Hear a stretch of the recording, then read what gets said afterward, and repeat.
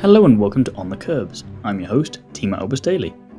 Joining me for the first episode of the 2024 season is specialist coach for Formula drivers Martin Villari. Martin's been coaching drivers from all across the globe for a number of years now by looking at how to race through a number of different lenses. From recategorizing corners on a racetrack to analysing different driving styles, demonstrating the value of the now infamous pedal cam, and much more besides this, Martin's been able to introduce a unique approach to improving racecraft. We talked about all of this when we caught up earlier in the year, as well as how mental health has factored into his work in recent times, what it was like to do a track walk with Valtteri Bottas and Felipe Massa, how the end of the 2021 F1 season could be viewed through a different and perhaps even slightly less controversial lens, and much more. I hope you enjoy our conversation. Hi Martin, thank you very much for being here. Welcome to On the Curbs. How are you? Good, thanks. Thank you for having me. It's 5 p.m. here in Australia, so it's good timing. Good to see you well. Hope your audience is well as well. And like I said to you before, I'm planning to share as many tips, tricks, secrets as possible in this podcast. So I hope that your audience find it valuable. Yeah, I'm very much up for mining as much of that as possible. So with that in mind, what first got you into motorsport? Well, so I was born here in Australia, but my grandparents are all from Italy. So all four of them migrated from Italy, and obviously being Italians, one of them had to be into motorsport. So it was the grandfather on my dad's side, and he actually gave my brother a bunch of video recordings of all the previous Australian Grand Prix. And my brother, because he was the oldest brother, the elder brother, he took it on more than me. I was about 11, 12 at this time, and he was sort of 13, 14. And he took to it a little bit more than me. I wasn't that interested in sitting down watching cars drive around. But then he got a sim, and he always made sure, and I have to thank my brother at this point, he always made sure that we had a wheel and pedals. And he was like, Martin, jump on, try this, let's play together. So grateful for that. And then it all started from there. We did the sim. I was good at maths at school, so I would never really had the chance to race at top level myself because I was studying engineering at that time. So I was going on to be an engineer and doing KZ2 karting at the same time. And then from there went into Formula 3 as a driver and performance engineer, and then developed my own race strategy simulation software for Formula 1. When I was working in F3, that's when I really found my niche, because we had an amazing team at that time and two existing engineers there. One of them was a chassis engineer. His name was Dave. He was excellent. He understood everything related to the car, like suspension, roll centers, weight distributions, all that balance, the whole thing. And then we had another guy, Chris, who was on the engine side. He understood all that lambda sensor and combustion and how all that works. And I kind of thought to myself, like, where can I add value in this team? So we were dominating and killing everyone. I had a great team. But I was looking at some of the onboards and I thought, there's an opportunity here. Like, our driver's not using all of the track, for example. So I saw that as an opportunity. And then, as I kept going into motorsport, I was always going to be an engineer and wanted to be an engineer. So I was engineering. But then I came back to it and thought, you know what, where I can add the most value is bringing an engineering mindset to the driving. And so that's where I am at now. You said you were karting before. Did you ever do that with the intention of racing properly full time, or was this always kind of a complementary thing to everything else you were doing? Engineering's tough. You don't have a lot of time or money. So it was complementary and it was a hobby, and I barely practiced. And I went to racetracks and for the first time and picked up, like, would start 20th and finish because they make you start 20th when you start. So would start 20th and finish third, and then had all these amazing wet drives and got pole position in my first ever race in KZ2, which is what Formula 1 lean on. Their spare time. It's funny because they don't jump in, I think I need to jump in an F2 or an F3 or a Formula Renault. They lean on KZ2. That's where they lean on. So, did a lot of KZ2, had a lot of success in that category. And it really, now that I know what I know about tight lines and short corners, it's really helpful to know about those as well in KZ2, because KZ is all short corner driving. So yeah, you'll often hear Peter Windsor or Rob Wilson talk about short corners as well. And so it's quite a helpful, useful technique in KZ2. So if you know about that, you can be successful in KZ. So it's all transferable skills at the end of the day. It's just knowing how to apply it. Correct. And the thing about KZ is I see it like a scaled version of F1, because F1's big cars on big tracks and KZ is small karts on small tracks. But the speed that everything is coming past you and how reactive you need to be to everything, you've got the gears, the corners, your line, your throttle, the whole thing is happening at that same sort of rate. And so it's maybe not as much as technique that they'll want to practice there because they don't have downforce and so on, but it's certainly, it keeps the brain reactive and sharp, and that's exactly what you need, I'd imagine, in F1. So from the engineering side of things, was it when you spotted the race footage as such that you thought, I want to transition into coaching, or did that come later, or what sparked that side of things? Or was it just you thinking, I want to be useful? I think like I said, when I was in the F3 team, it was where I could add the most value. And I was a great bridge between the engineer and the driver. And I could be that bridge and say, no, here's what you need to be doing. And go into telemetry, go into data, have a look at the onboards and say, this is the line that the fastest drivers are doing. Here's what we need to do this time. Here, bang, bang, bang. And I could communicate to them in a way that wasn't engineering garbage, like which can come across like, oh, you're not applying enough brake pressure here. You just need to slightly get more rotation so that the chassis can yaw around. Like drivers don't want to hear that, right? They want to hear like something You need actionable. the translation. You need the translation. So it's where I could add value. And to continue answering your question, I think the biggest opportunity in motorsport right now is to work with a coach, because it's not a culture that we currently have, and that's why I always compare tennis to racing.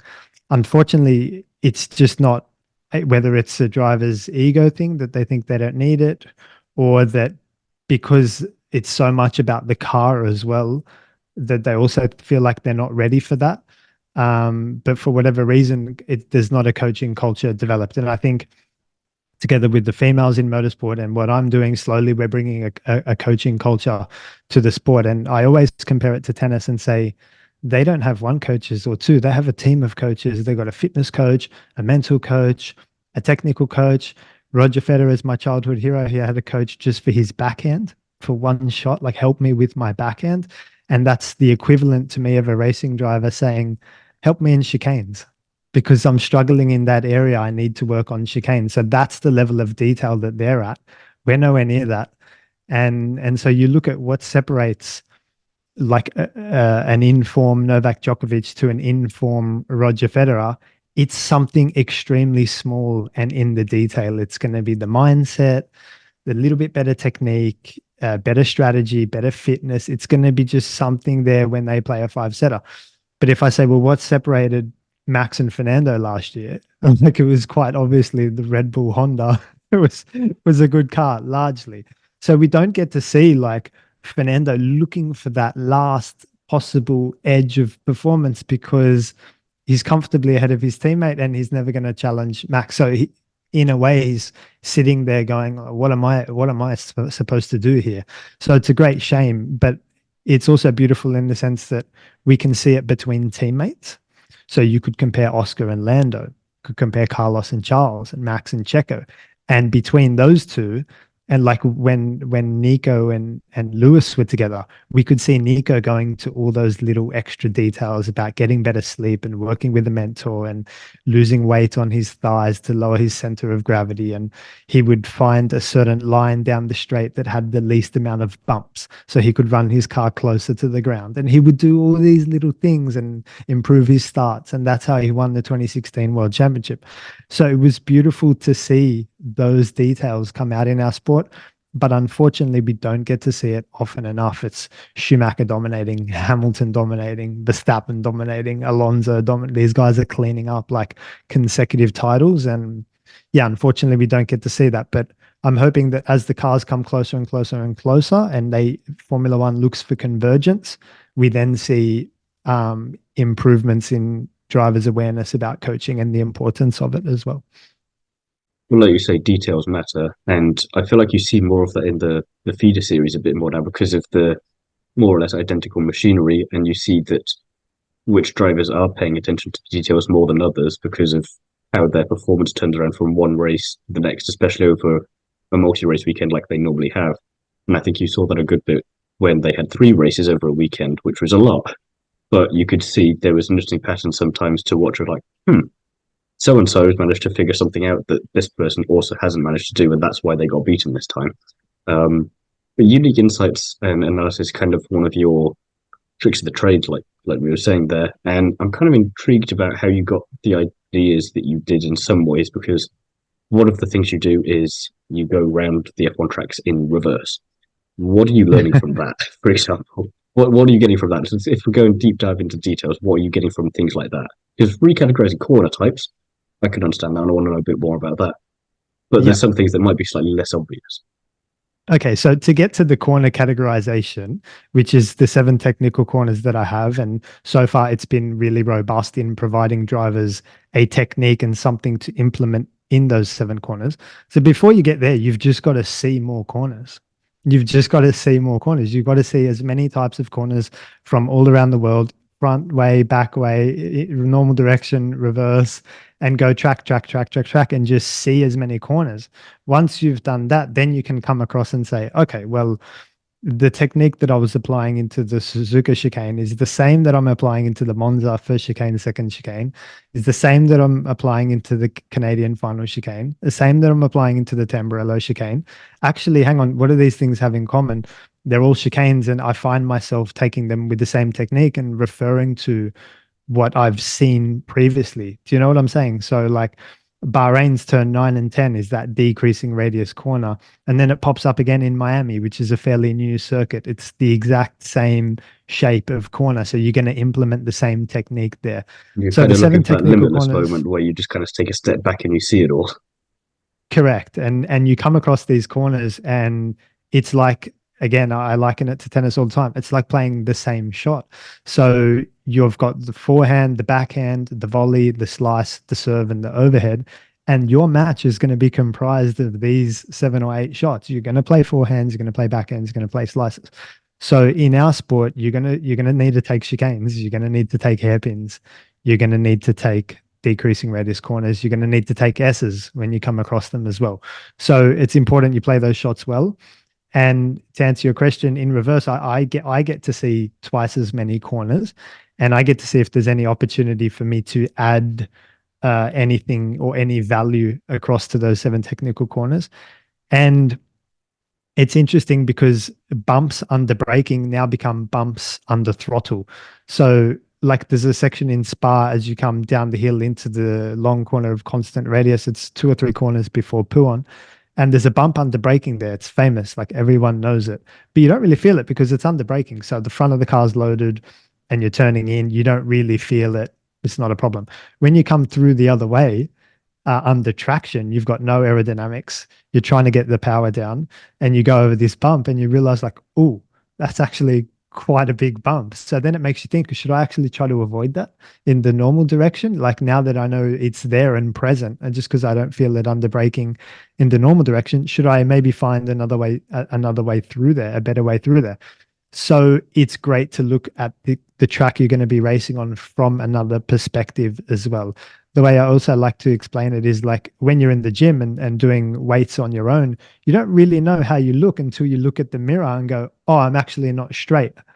I actually need to square up my technique here. So perspective is everything. It gives you that ability to look at the same corner from 2 different ways and learn more about the corner itself as well, which just gives you more information. It's just more helpful. Like you're saying with Nico, it's just finding those little bits here and there, and then maybe they add up and maybe they can make all the difference, and you're really diving down to the details because at that point you are in Formula One's case, the top tier of motorsport, where if you're not doing the extra bits there to try and beat your competition, then why are you there? Because you're not going to have to rely on just yourself. unless even Max Verstappen needs the car to be there with him. He's not going to be able to do it. If you stick him in a hat, it might not be. He might still do pretty well, better than we think. But you need to then see him going really into details, like why is this the way it is, and Absolutely. maybe be going like, right, I'm going to try and find a different route this time because this is going terribly. Absolutely. Our sport is a technical sport. It's full of challenge and problem solving, and it is the most technical sport in the world. Like nowhere does mental meet physical, meet technology, meet man and machinery, and where strength meets cardio. Like nowhere does it all come together like it does in our sport. So absolutely, you're spot on. And it's funny you mentioned Max because he does the most time in the sim and then he's the best in the world. But then you get a lot of guys saying, oh no, the sim's just a game. But Max wouldn't be on it if he'd play a shooting game. Do you know what I mean? He'd play something for enjoyment. Like he's keeping sharp in there. And I recently put out a video comparing my telemetry in the sim to Sebastian Vettel's telemetry around China. And they were quite similar, quite comparable, particularly under braking. So it's funny when you say Max and some of the lines that he takes, I absolutely can see that he's from the sim generation. And when I look at Lewis drive, I can absolutely see that he doesn't like the sim and hasn't driven in the sim. And I say that in the context of Lewis will dive into the corner very early and he'll take a tight line into the corner. And Max will be a little bit more patient, go in deeper, later, wider, target like a V sort of shape, a short corner, if you will, come back and then get on throttle earlier. So you can see Max is a lot more exit focused, whereas Lewis wants to carry that speed all into the apex and work out whether the car can deal with it at that point. So they've got their chalk and cheese. So they're totally different and it's beautiful to see. It's just a shame we don't get to see that more often. And that's why I've always been saying I want to see one lap qualifying as well, because then we get to see the drivers taking different lines into these corners. Whereas with the current state qualifying, there's a picture of the main straight and it's like George up to P3, Russ, Albon P6, and then Magnussen's knocked out and Max takes pole. And we're like, okay, great. And then they show the replays of the lockups and that. But I want to see that live and watch in the detail. I think that's extremely important as well. No, definitely. And I think that you're saying that blend between man and machine pedal cam is something that demonstrates that a bit more. Because we got that last year, which for a lot of people seemed quite odd at first. It's like, from a general point of view, why are we watching their feet? And it's like you want to like you say, you want to see the one lap thing, but you want to see it from on board, or you want to see just the cameras following the whole car around. But from a driver's perspective, probably quite useful. But what can then the casual and on that side of things, the dedicated fan get from this, respectively? From the pedal cam, you mean? Yeah. Yeah, absolutely. I think it's a huge part of our sport to be able to see the feet. And that's something that I guess what you're alluding to is that I'm showing everyone the pedal cam as well in the sim world for the first time.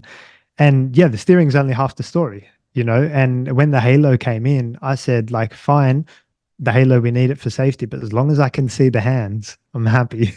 So I still want to see the hands and the dash. And so, yeah, I think we should bring that to life.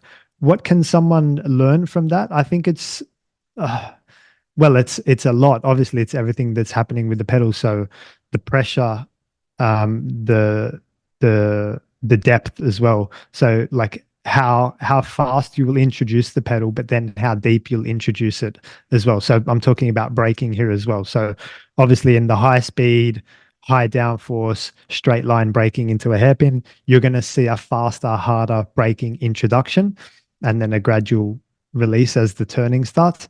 But then into some of the slower speed corners, like I'm thinking around the back of Austin where the downforce is low, you're turning and braking at the same time, you're going to just see very gentle, progressive, gradual introduction to the brake pedal as well. And that's also like a common misconception, is that all of the braking has to be hard and fast all of the time. But it's not, because sometimes you don't have downforce. Sometimes the steering wheel is not straight. Sometimes it's wet, or sometimes it's low grip. The tires aren't up to temperature. Brakes aren't up to temperature. Track is a bit dusty. So there are plenty of occasions where it's perfectly acceptable to be gentle on the brake. And those are the sort of things that you'll see with the pedal cam. And likewise, the same with the throttle. when it's being introduced, how hard, how fast, and how deep. And it's going to be a reflection of how much grip you have, obviously dictated by how much downforce you have as well. Mental health is also something that has been on the rise in recent times, and the awareness of it. I want to know, how does this play into your work from what you've seen? Because I think from the outside, when you look at the top level, you could see someone like Max Verstappen. Don't want to keep going back to him, but maybe him and Lewis were as good examples of this, where they're completely dominant when they're completely in the zone. But then if you take the Mercedes from the last couple of years and you've got Lewis there, how much is that impacting? Do you find that then, from your work, other drivers who have been doing really well then suddenly get into the next challenge are then coming to you for more help, or more interesting details then, or coming to other people that you know who do a similar kind of thing, or think coaching is more of a way for it, or how does that all play into it? Because like you said, you don't really get another sport where all of this feeds into one thing. So it's something that's always been there, but it's not really been focused on until recent years, I think. Yeah, that's a brilliant question. Okay, so the mental side and the mindset side of our sport is huge. So you're talking, and I do coach this in my professionals course. So you're talking concentration, attention span, and any distractions. You're talking capacity, like how many things you can do at once.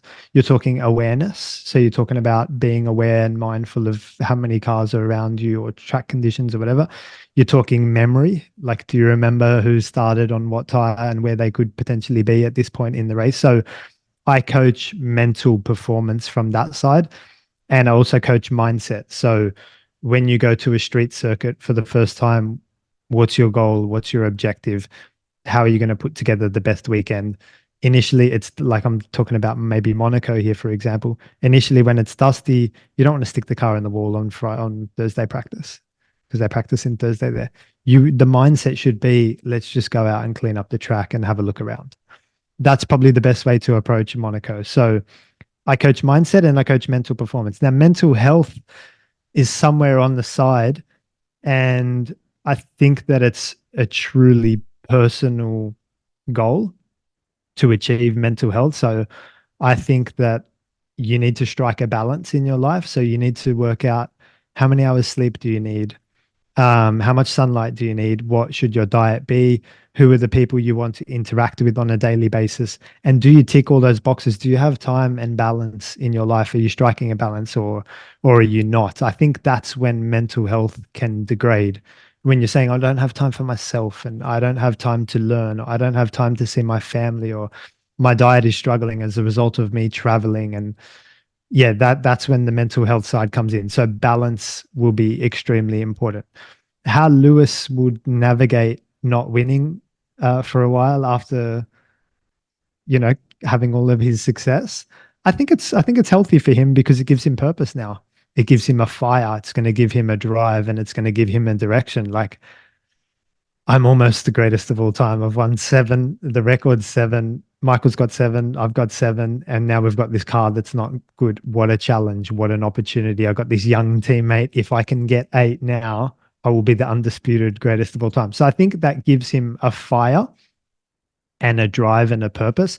I think that's quite good for his mental health, because otherwise he'd probably switch off, or he would be not as engaged, and we wouldn't see the true performance come out. So I think that's good, albeit frustrating. I think him and Fernando are going to share frustrations in their careers at this point, because they know and they've proven to the world that they're better than where they currently are. So I can imagine for both of them, it's extremely frustrating. But join the club, it's probably frustrating for the Haas drivers. It's frustrating for Leclerc. It's frustrating for Alex Albon. Like they're all, unless you're winning, it's a frustrating sport. So you've just got to find a way to deal with that, accept the challenge, and move forward. I think with Lewis in particular, it was interesting in 2021 when, in the final race, and we can talk about that from the sporting side and the regulation side and whether the right thing was done or not done or whatever. But I always look at it from the athlete side and say, okay, given the conditions that you had and the opportunities that you had in that race, how well did you do? And so I just look at it from the sporting side and say, well, in racecraft, and I say racecraft in the context of attack and defense, Max was brilliant. He attacked well, he defended well. He held Lewis up on the apex. He'll run you out of road. He will weave down the straight to break slipstreams, and he does all of the racecraft exceptionally well. And I think Lewis had an opportunity in that race to take his eighth with a little bit more defense and a little bit more covering the inside and weaving, doing all the Max stuff. And we would be here saying that he is the greatest of all time. But I think it's a beautiful thing that he now has to fight for that, and we get to see improvements and self-criticism come into that, because I think all of the referee sporting stuff aside, I think Max just outraced him. And I say that in the context of, if you gave Max either of those positions, if you gave Max the hard tire, the race lead, the ability to control the restart, 1 lap to go, no DRS, Max will convert from there.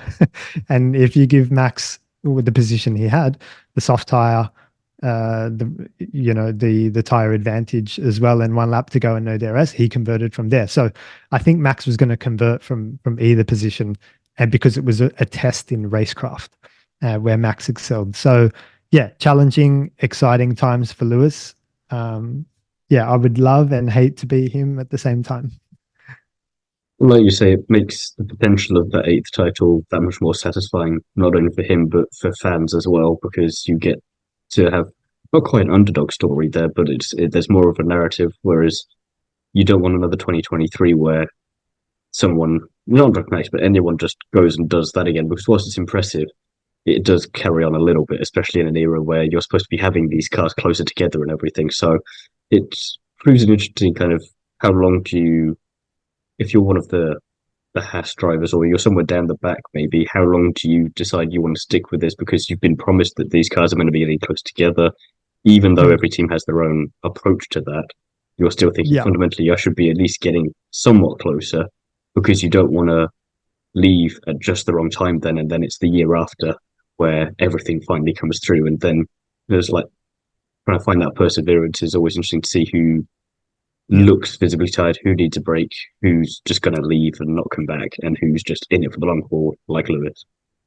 Yeah, absolutely. So I would say that there's 2 avenues of success for those drivers at the back. And so we're talking Haas, Williams, AlphaTauri, or that kind of midfield to back area.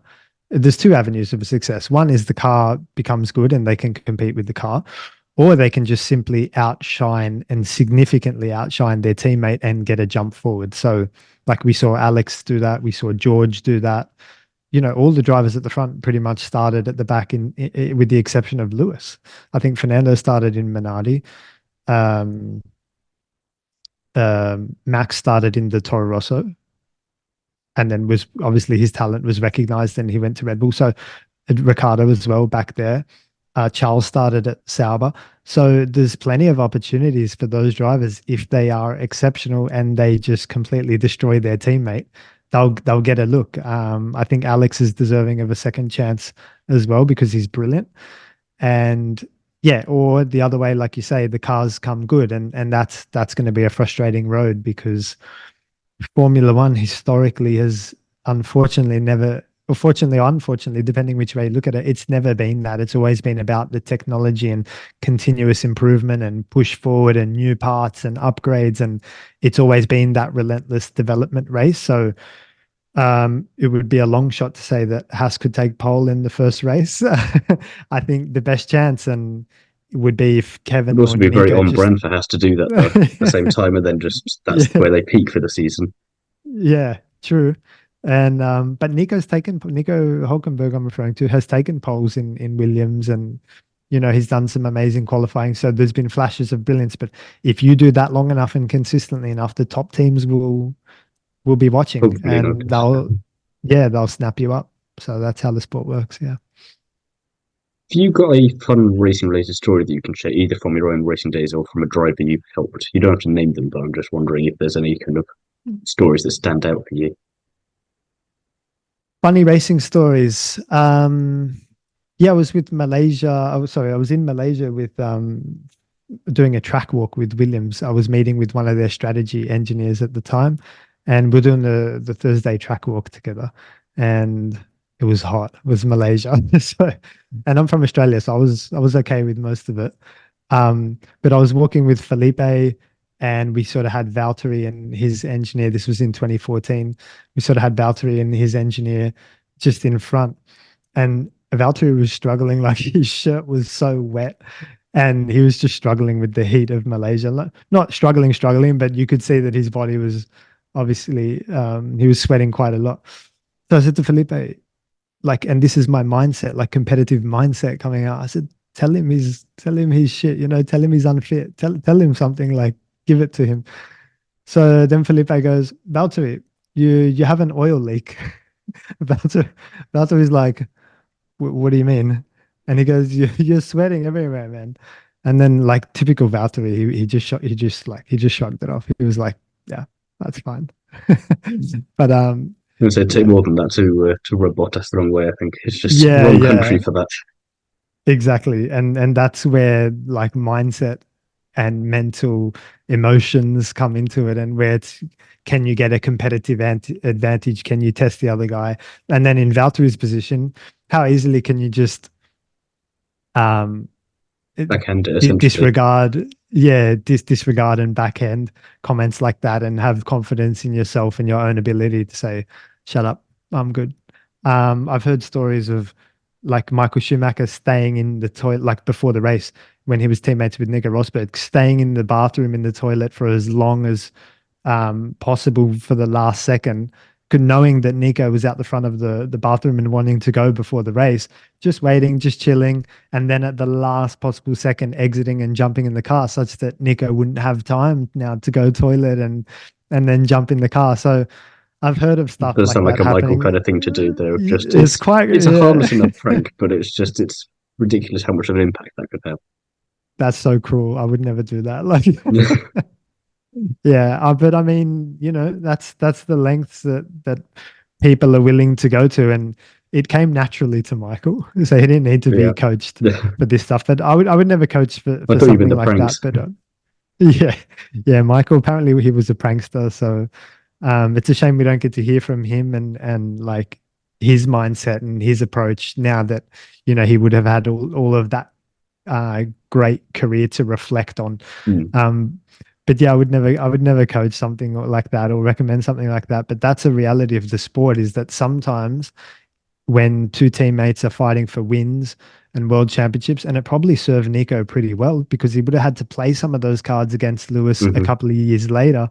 He's still playing them now, because every time he's in the still- press, he's always going on about, oh, remember when? It's like, yes, Nico, we know, you beat him. You don't have to keep going on about it. It seems like he's always there just retrospectively doing it. Like, you're not competing with him now, right? It's a whole different ballgame.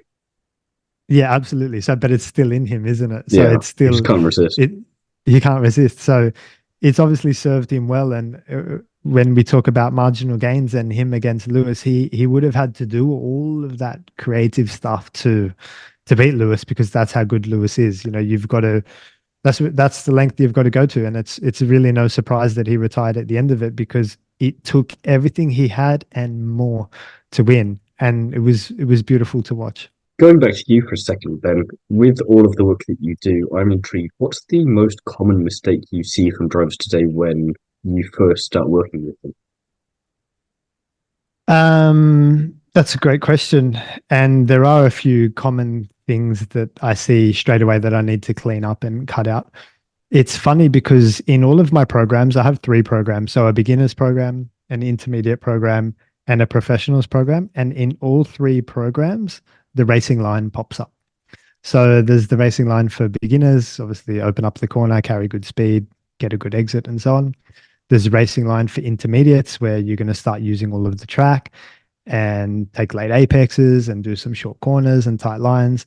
And then there's racing line for professionals, where, without revealing too much, you just want to maximize braking and traction potential that you have. So it's always got to do with the line, Dioma. Like, you've really, the line is just the single most important thing. You can be as amazing as you want to be, in my opinion, at least, on the brakes and into the corner with rotation and throttle and so on. But if you're not on the right line, I think the car just won't do what it needs to do.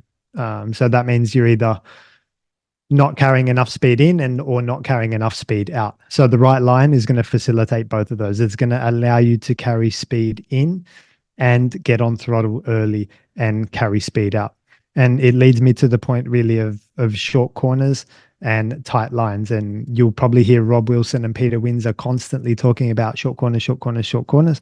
And it's funny because the two of them mention short corners, but they actually describe slightly different things. So where Rob comes from is a point of view of, okay, you've got a long corner of constant radius, and that kind of looks like a rainbow in its shape. And Rob basically says, no, go in deeper later and target a later apex and just have a really short rotation point. So if you're familiar with V'ing off the corner or late apex, then that's what he's referring to there. He's saying don't take a geometrical line through the corner. There's too much time where you've got the steering turned.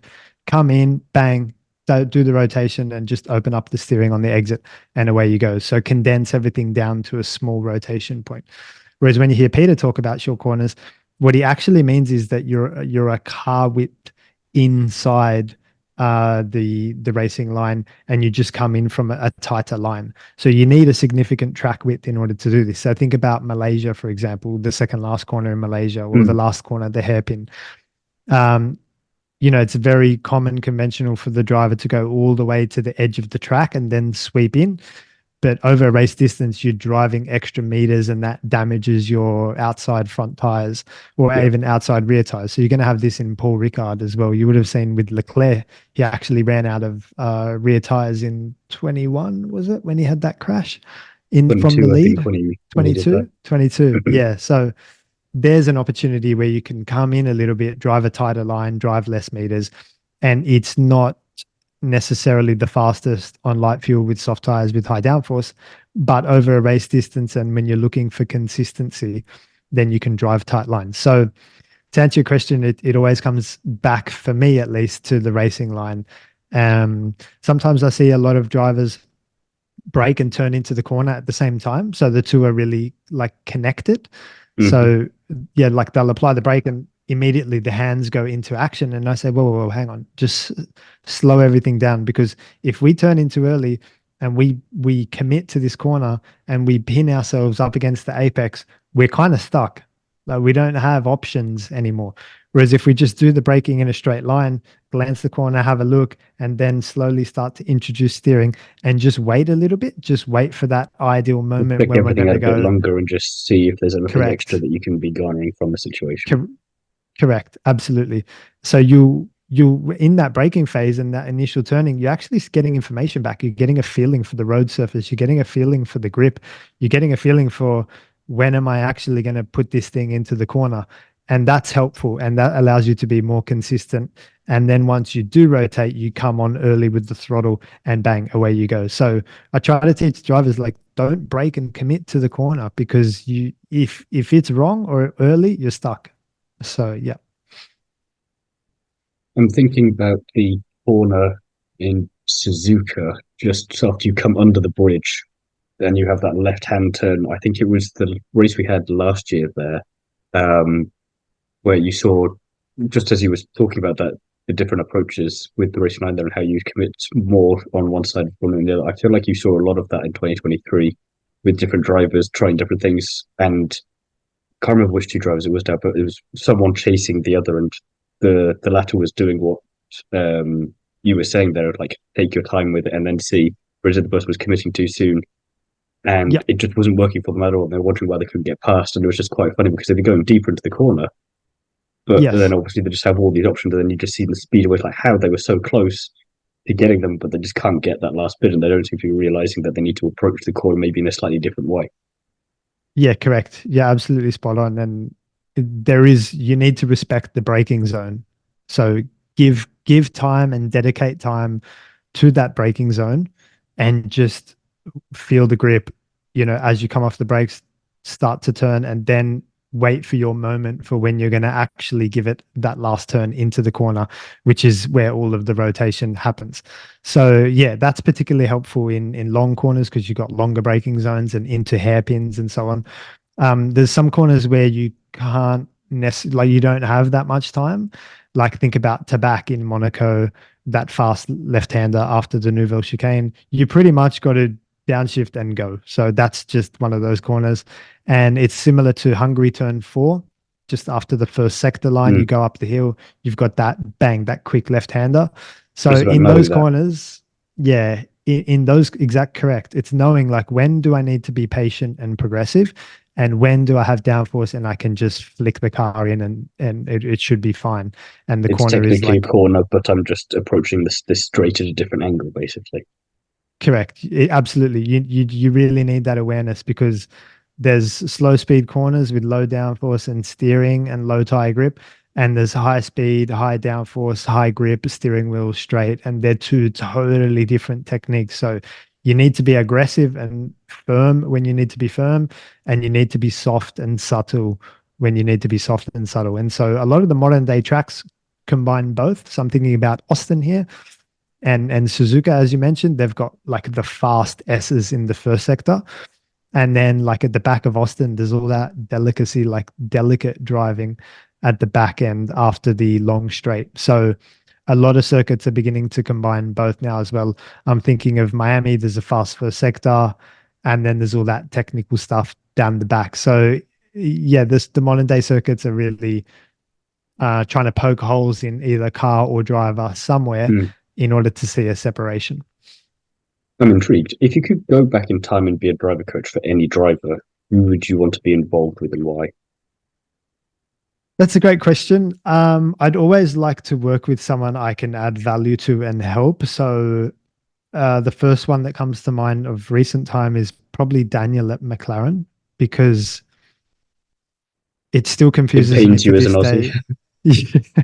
That too. But it still confuses me to this day how, with all of the resources, all of the engineers, all of the data, and all of Daniel's talent, which we know is there, that he couldn't dig himself out of that situation. So sometimes it would have been good to just bring a fresh mind in and say, hey, look at this, and don't tell him anything. Don't give him any context, nothing. So bring someone in and just say, have a look at this and see what you think, what's happening. And just so it can be clear for Daniel. So, but Daniel's not the only one of recent time that I would have liked to dig out of a hole, because pretty much all the Red Bull drivers up against Max have found themselves in a hole once upon a time. So like Pierre, Alex, Checo now, like that's, a coach for Red Bull. Might be worked out for you in some ways. They're definitely earning your buck there. Yeah, a coach opposite Max's garage in Red Bull must be required. Full-time reward. job. We're not going to look at him. We're just going to focus on Yeah. Max is good. Just leave him. And then, but I think there's a few, obviously Nico I've mentioned, because of the level of detail that he went to. So I would love to be alongside Nico just to get a grasp of his thinking, because he would come to you and say, hey, what about this? I'm thinking this. Can we try this? Or what if I did the start in second gear with higher revs? Is that better than first gear and low revs? Like, he would have been he would have turned over all the stones. So to be with Nico on that journey would have been amazing. And I'm grateful that he shared some of the stuff on his YouTube, which like I said before, when he was going down the straights looking for the least bouncing, so he could run his car slightly lower to the ground, and that gives you more performance in all of the other corners. So anyone that needed help, Nico Rosberg. And I have to be honest, I think in the current era, I would like to work with Lewis, because I think there's opportunities there, dare I say it, in racecraft and mindset as well. And if I can give you an example, kind of like the story of what you give to the man who has everything. Yeah, I know. But if I can give an example, if you let me, I think in one of the press conferences, they asked Lewis, do you give Max extra space? Or something along that, like, Max is aggressive. Do you give him extra space? And his response is, yeah, absolutely. I know it's Max. I give him extra space. And that's where I catch it. I say, no. Come on, Lewis. This is where I could add value to Lewis. I would like to coach Lewis. So I say, firstly, the response should really be, no. Why do I give extra space to Max? He's a driver like anyone else. I'm out there competing. I don't care if it's Fernando, Charles, George, or anyone else. No one deserves extra space. Certainly not Max. So that's mindset. That would fall under the category of mindset. And I guess the second part to that, where if I could add value, would be even if you did want to give a little bit of extra space to Max, never admit it. You should never admit that. And your answer should always be, no, why should I? Why does he deserve extra space? No. So I think, yeah, together with what I've described in 2021, racecraft and not rolling out red carpets to Max. And then from the mindset side as well, I think even if Lewis gets a good car, he's still going to need to sharpen his tools if he's going to take championships off Max. We need a little bit of that, dare I say, rough and readiness that he had when he first came into the sport to help him get there, because he's not back there again. But I feel like if and when he gets his eighth, it might be as satisfying, if not more satisfying than his first. Correct. And I love how you say that mindset. Correct. I love how you say that, because in 2007, what about the first corner? He was all over it when he made that beautiful move in Melbourne, and in America when Fernando was attacking him down the Indianapolis pit straight. He pulled to the inside and he defended his position with a kind of fire that has gone missing, because he's always found himself kind of on pole, leading, winning, fastest laps, and if you don't use it, you lose it. So it's as simple as that. So that applies to anything. You've beaten everyone. No one's coming to challenge you, and circumstances be what they were for 2021. You very nearly did there as well. It was not necessarily something that you did wrong, but there was potentially more that you could have done yourself. And Correct. I think that's the bit where, if you're going to be losing in those circumstances, you want to make sure that you've got yourself covered. And maybe part of that then is when you go back and look, like you say, there are a couple of small areas and you maybe beat yourself up quite a bit for that, but then how do you apply that in a car then that is not championship worthy, and how do you then use what you know now to help build that car back up and get yourself back in that mindset? And you need to re-find that initial spark of hate or anger or whatever it is that fuels them at this point to get them, because as smiley as they all are on the outside, there's just a lot of rage on the inside of all of them to get going, because there's no other way to do it. Absolutely. You're spot on, because we can't control the referee's decision. If a ball is called out or a soccer ref blows a penalty, you can't control that, but you've still got the penalty to take, or you've still got, what about all the other points in the match? And, in that particular example, you've still got one lap to go. You're still in the lead. You're still control of the restart. There's still no DRS. Like this, it's still all to play for. So from an athlete's point of view, I never look at what the referee, you can't control that. You're wasting time. You're wasting energy on that side. But if you look on this side and you say, what more can I do? What could I have done better? Where was I tested? And then, where could I improve? Then you can become a better person, driver, coach. And I think that's something he's done more so in the last 2 years when he's not had this car that has been up to par, because, like you say, he's kind of gone back to basics in a lot of ways. I've got to build all of this up again. I had the Empire, got taken away slightly in terms of, we still know he's excellent at everything he does, but there's that knock, and you always see him posting over the last couple of years that he's always staying later than everyone else, working harder than everyone else, to try and find these small things. Like, you need that, and you want to see that more of it. And it's a shame in some ways you didn't see that before, or maybe it was happening, but it just wasn't as apparent as it was. And maybe after that, it's like, no, I'm making sure that I'm definitely doing it. I'm definitely doing it more, and I'm definitely making sure everyone knows about it, because, like you say, there is that mind game element of it. It's like, you're all in bed. I'm working out how to beat you extra, so I don't just want to beat you. I want to annihilate you if I can. And when I do that, you'll know it's because of this. And what were you doing at the time? You were literally doing anything else and not helping yourself. Yeah, correct. Absolutely. It's certainly still there for Lewis. Like I said, in 2007, the racecraft was excellent. It's certainly there. And like I said before, if you don't use it, you lose it. And that applies to anything. Like if you're learning a new language, if you're learning French and you don't use it, you will lose it. The same as your muscles at the gym.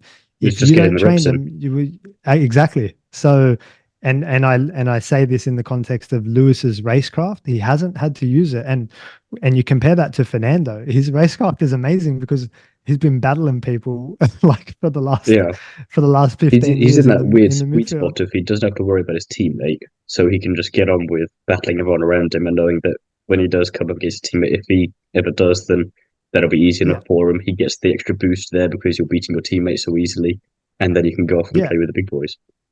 Absolutely. And, Fernando's been dealing with racecraft and attack and defense pretty much his whole career. He's never had walkover, like easy races. When you And look at Hungary in 2021 as the good example of that, when it wasn't even for a race win for him. Yeah, exactly. And therefore his racecraft is up to scratch. So if he was up against Max, you'd see all sorts of defense come out. You'd see all sorts of covering apexes and fighting for DRS zones and little games happening and If little I were brake Lewis, checks I didn't here have and the there. car quite up to par yet. I'd hope that Alonso did, because that would be quite a fun battle to watch. And then try and Yeah, agree. I feel like you'd be seeing that move that Yeah, Lewis did in Silverstone in 22 a lot more often, because they'd be too busy with each other. And you're like, I'm just gonna go past here. I'm just gonna let you two agree. deal with that. I'm just gonna go past. Yeah. I'll give you another example. When Leclerc took pole in Vegas, he took a beautiful pole in Vegas. And how long was it before he lost the lead of that race? Well, it's probably turn one, knowing Charles, isn't it? Exactly. It was turn one. And I sat down with my girlfriend. I was like, this is going to be a good race. Hopefully Ferrari are going to win. I'm so keen. And then How he just optimistic you didn't, were. yeah, he just didn't pull to the inside and defend his first place. And like you say, he also got not a bad start, but he didn't get a great start. But there was no Max was up the inside, and they underestimate Max. Like if Max is that guy, Which is if kind you of give ridiculous him, when you think about it, that they're still underestimating him at this point. yeah, I know, but Max is that guy. If you give him half a car width, he will put his nose in there. And if you give him like, what's the saying I'm looking for? If you give him If you give him an inch, he'll take a mile, or something like That's the that. one I'm looking for. Yeah, if you give Max an inch, he will take a mile, and so therefore the answer is extremely simple. Do not give him that inch. So if I was Charles, I would have angled my car across to the inside, taken that inside, and asked Max the question: Are you going to drive around me at turn one on this ice skating cold Vegas night or not? That's the mindset that these guys need. So you can give Charles the car, you can give Lewis the car. You could argue in 2021 he had a better car. But the rest of it has to be there. The mindset has to be there. The swords have got to come out. The strategy's got to be there. The starts have got to be there. The racecraft's got to be there. The tire management's got to be there.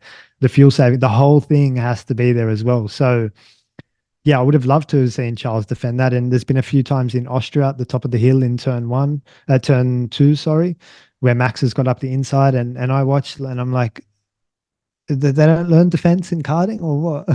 so It does always seem it's to be also that corner in frustrating. Austria as well. You always see something where it's like, this is on paper quite easy to defend because you know what people are going to try, and then they Yeah, get past in the easiest way. It's like, but why? yeah, That yeah, was, I could have done that. yeah, yeah. So obviously you got to balance it between defending your corner and then managing your exit as well. But if you have to defend and manage your exit, defend and manage your exit. Like don't yeah, I just wouldn't be giving Max that luxury. He'll always dive up the inside, and he's not that good that he can go around the outside of you on the marbles, low grip. Like the cars don't have that much grip. So that's where I'd be putting him. And if I had track position, I'd say you're going to drive around me or you're not coming past. So they're your options. And yeah, try to make him earn his money a little bit harder. Oh yeah, you need to give him a challenge these days, don't you? It's far too easy for them. Yeah, but I think they said it in tennis the other day. I was watching because the Australian Open is on currently, and they said how many matches do you think Novak wins from his presence alone? And what that means is the other player believing Yeah, that they I have a get you. chance to win because Novak is on the You other just side of come the in and think, court. well, I've got no chance here because I'm playing against this guy. Exactly, exactly. And that's the Max Verstappen effect at the moment is, oh, it's Max. I have to leave him extra space. There's not currently that person that's going to say, no, I don't care who I you think are. that's where I'm going Carlos in to particular ensure. showed some strengths last year. I'm thinking Monza in particular was kind of, he may have known he Yeah, wasn't going to beat him, but he wasn't, like you say, going to make it easy for him either. It's like, well, why should I just let him pass like absolutely. Checo would or anyone else would? I'm going to fight for this because I want it that much more. And it's just another win for Max at this point. If you're thinking from Carlos, you're like, he doesn't need it. let's see how badly he wants it. I'm going to go for it. And whilst it didn't work out, it went on as a battle for a lot longer than a lot of us thought it would, considering what the rest of the races up to that point had been like. Yeah, and they'll say, "Oh, he ruined his tires in that fight. It wasn't worth it." But it's racing. Like, go for it. Test him. Ask the question. It's always that thing. I much prefer a driver to try flat out and give it everything, and it doesn't work, rather than you had all that potential and you just didn't decide to even try. Correct. So I would love to see, and I think the two best at the moment, other than Max in this area, would be Fernando and Oscar. I think if Oscar got a good car and he got the lead, it would surprise me. Definitely one of these drivers who, with a half decent car, isn't doing too badly. So if you give him a good car, we could be in for quite something. Yeah. So if either of those had the lead and Max was behind or second or third and attacking, it would surprise me if either of them gave Max the inside. I think Oscar and Fernando are the two that I turn to, and I hope are gonna also pull their swords out in battle and say, no, you go around me. I'd love to see that this year. We need someone to do it, because it's not going to be Checo. Yeah, well, let's hope it's Oscar, because we've seen Fernando do his we know Fernando's brilliant, and we've seen Fernando's brilliance. I wouldn't be surprised if Fernando lets Oscar go ahead of him. Go on, try it, because then if it doesn't work, I can capitalize on that, and I'll just sit back here and wait for a minute, and then you two do what you do, and I'll just try and I'll get past that way. Because Fernando's just wily like that. He's that smart, isn't he? That definitely wouldn't put something like that past Fernando. He thinks so long term. Like, Fernando's excellent in so many areas. It's a shame that he's not at the front. And obviously with Oscar, I've seen him a few times pull to the inside and defend his position. So I'm hopeful that whenever he gets into battle with Max, he's gonna not show him any more respect than anyone else, which I think is the only way to he's take on not shown Max, anyone that kind of respect so far in his racing career. So I would hate for him to start now. Yeah. But again, there's the Novak Djokovic effect. There's the Max Verstappen effect. But you or Oscar Piastri, at the end of the day, maybe you're thinking, I'm the young blood, I've come in, I've already rustled up my teammate much more than he definitely thought I would. So I know I can deal with that pretty well. I'm going to go for Max now, because you've got nothing to lose from his perspective. You've got that Lewis mindset from when he's coming in with Alonso, and it's like, well, you're there, why should I not? If you're as good as you say you are, then prove it. Do you think Oscar will get that chance? Because, the Red Bull's been on such a roll and they've pretty much switched off their development last year to focus on this year. Are we realistically thinking that someone's going to have a chance to compete for this probably time? Not. I'm very much going with an incredibly low bar for the season on a personal perspective. I'm kind of going into the whole season with the mood I had for Vegas. And I thought, we'll see what happens and we'll take it for We'll see what happens. Yeah, I'm with you. I think on track, he's too good. So that's not only just not only from a speed point of view, like his technique and all the braking and whatever, but then the starts, the strategy, the racecraft, which we've already discussed, the tire management, the fuel saving, the whole thing. Like, he's too good, and he's spent too much time with good drivers on the sim, and he's seen everything. There's nothing he hasn't seen. You're not going to pull any tricks on Max, particularly in safety car restarts. He's excellent. He manages all that extremely well. Where you might find some weaknesses in Max, and we have to be honest and say we're all human. We all have weaknesses somewhere. So it's about saying, well, he has weaknesses because he's a human. Where are they, and what could they be? So on track, I think you'd struggle to find one. But I think in the mindset side and the emotional side, I think there are a few buttons that you could potentially push there that I think you're right there, because the mental side of things that come out to me is there's always, as soon as anything goes wrong, he doesn't have that calm presence on the radio, for starters. Correct. And then I always like to bring up, because it annoys people, Brazil 2022 with Checo. Absolutely, you can argue that from a race driver perspective, you're always going to go for it, even when you don't need to. But it was just so interesting, that whole dynamic there of, you've literally got nothing to gain here from doing what you're doing. You should just help Checo out, but you're not even willing to do that, and the unnecessary fractions that causes.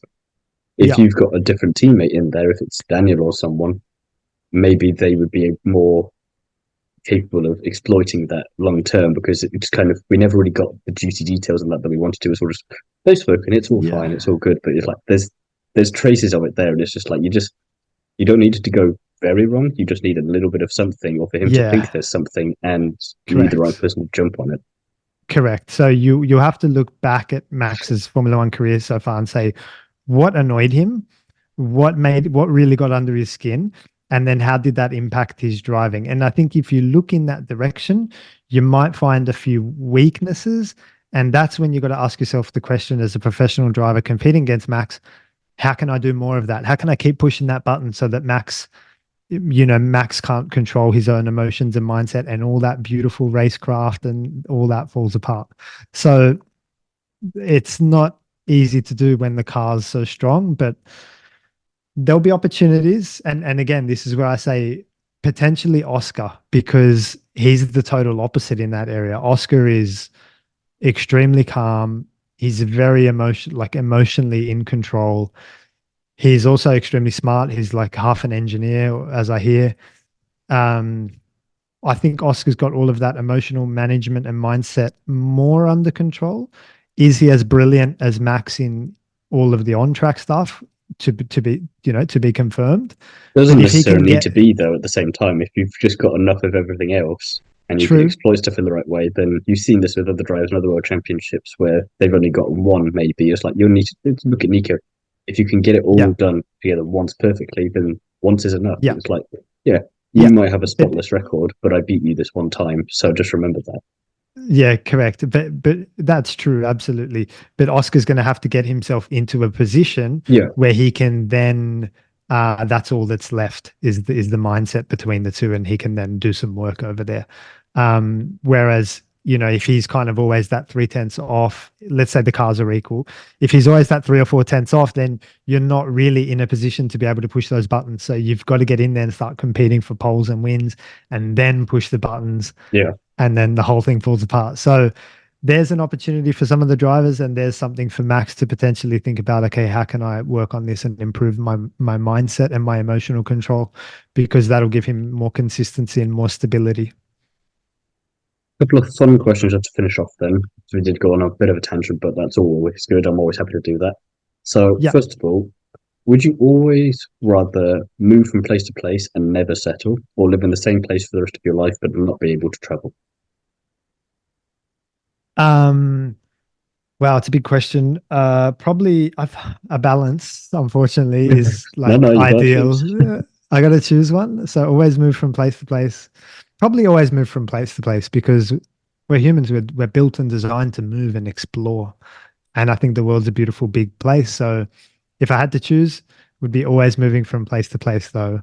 Hopefully we strike a healthy balance and everyone has some home time and some travel time. And then finally, what's the worst film you've ever seen? I'm going to give you a totally different answer, that I don't watch films at all. Sorry. Oh, I don't watch Who films doesn't at watch all. films? Yeah, me. Sorry. Damn it.